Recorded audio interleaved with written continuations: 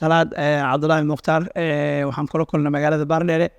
taariikhda markii shan iyo labaatan July 2022 salaad wuxuu ka dhibanayaa buro ayaa afka ugu taalay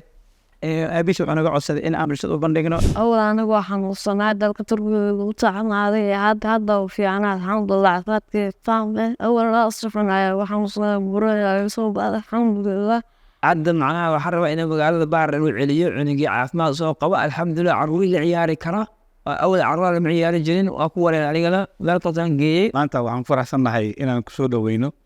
xafiiska Huruud Salam Foundation Salaad Cabdullaahi Mukhtaar iyo aabihiis Cabdullaahi Mukhtaar oo ka soo laabtay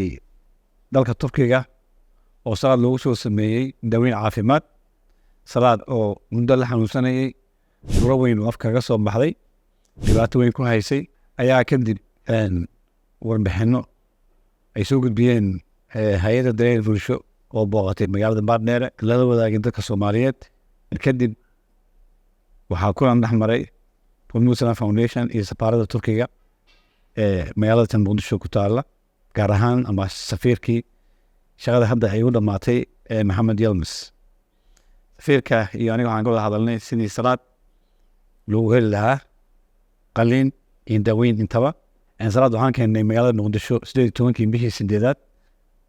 sanadkii 2022 asagii aabihiis waxaan dejinay hoteelka Shaam oo magaalada Muqdisho waxaan u bilaabay in loo sameeyo baaris caafimaad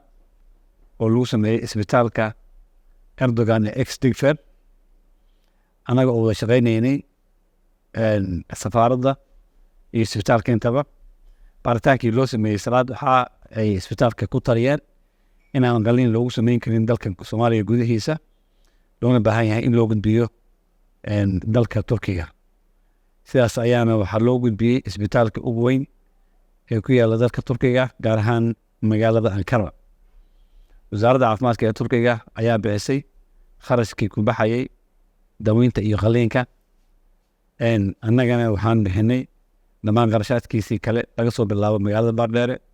joogitaankiisii magaalada Muqdisho iyo tigidhadii ay ku aadayeen dalka Turkiga oo go'aan baag ah waxaan rabaa inaan mahad celiyo walaalkeen Maxamed Cali iyo daryeelka bulsho oo ahaa dadkii ugu horreeyay ayagoo jooga Baardheere arkay salaad lana wadaagay dadka Soomaaliyeed xanuunkiisa waxaan kaloo rabaa inaan mahad celiyo safiirkii hore ee dowladda Turkiga u fadhiyay dalka Soomaaliya Ambassador Maxamed Yilmaz oo asigana runtii si ay ku jirto amqasho